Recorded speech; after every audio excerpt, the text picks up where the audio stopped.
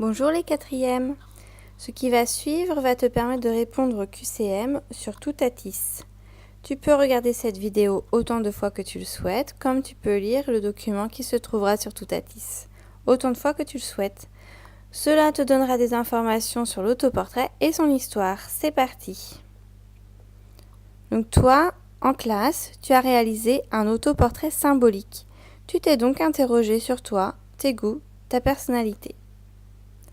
Qu'est-ce que c'est un autoportrait ? Faire un autoportrait, c'est se représenter soi-même, de face ou de trois quarts, le corps entier ou fragmenté, avec ou sans mise en scène, seul ou avec d'autres personnages. Sans corps du tout à la limite. La photographie du contenu de tes proches est une forme d'autoportrait.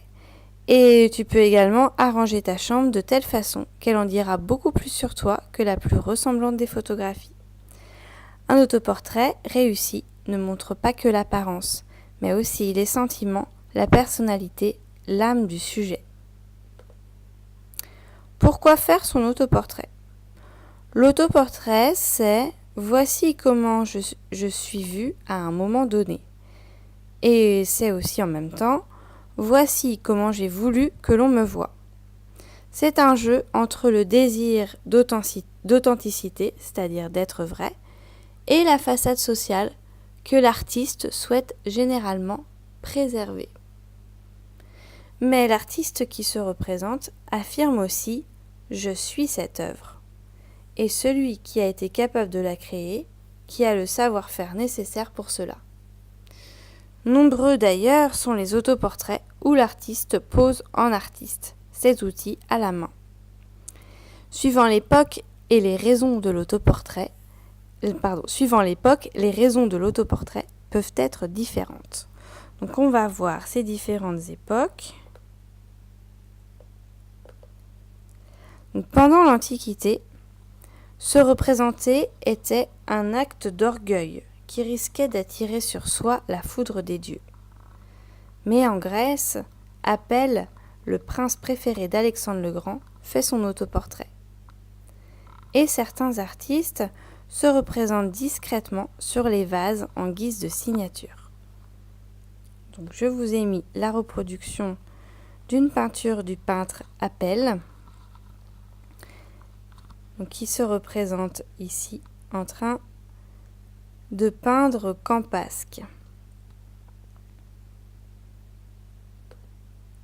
Au Moyen-Âge, les peintres et les sculpteurs sont considérés comme de simples artisans.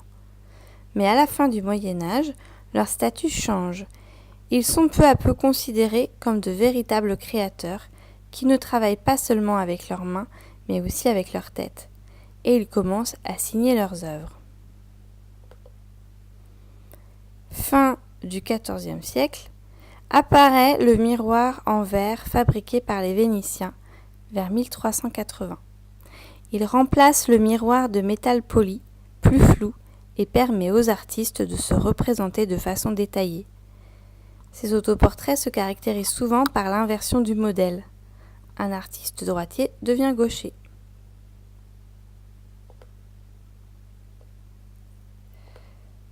À la Renaissance, les artistes commencent à se cacher dans leur composition. Au XVe siècle, Jan van Eyck peint le portrait des époux Arnolfini, qui est là, et se glisse discrètement dans la composition.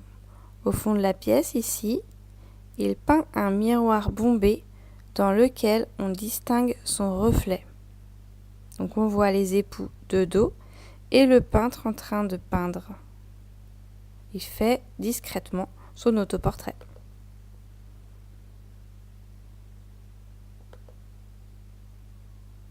L'autocélébration, c'est-à-dire se célébrer soi-même. Le maître allemand de l'autoportrait, Albrecht Dürer, dont on connaît un dessin réalisé à l'âge de 13 ans, qui est là, est un précurseur du genre de l'autoportrait. Il est le premier à se représenter de face, puis à se peindre en Christ. Au XVIIe siècle, cette autocélébration se diffuse en Europe.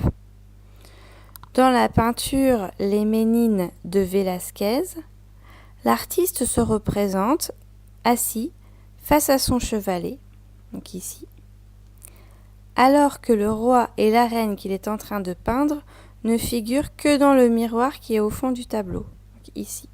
J'ai mis une autre image un peu plus près où on voit le roi et la reine, mais ce n'est pas le sujet principal du tableau. On voit principalement le peintre en train de peindre sur sa grande toile. C'est donc un autoportrait. L'un des artistes les plus féconds dans l'autoportrait, c'est Rembrandt. Il a fait une centaine d'autoportraits à tous les âges de sa vie. À ce jeu de l'autoportrait, tous les créateurs importants s'y sont prêtés un jour ou l'autre. Certains en ont même fait l'une des composantes majeures de leur œuvre en se représentant à tous les âges de la vie. Donc on a vu Albrecht Dürer déjà, Rembrandt, mais aussi Vincent van Gogh, Egon Schiele, Nan Goldin, Frida Kahlo et Opalka, etc. Suivant l'époque, les raisons de l'autoportrait peuvent être différentes.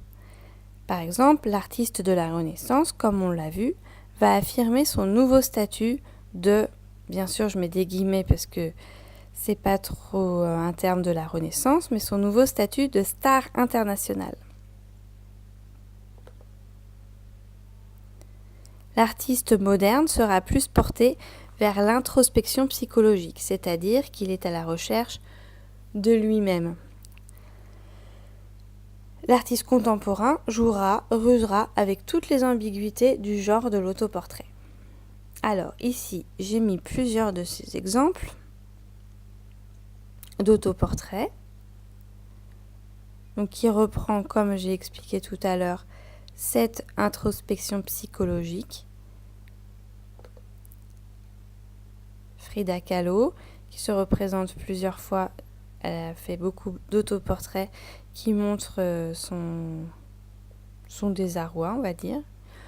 Pablo Picasso, qui a fait des autoportraits à toutes les étapes différentes de réalisation de son œuvre.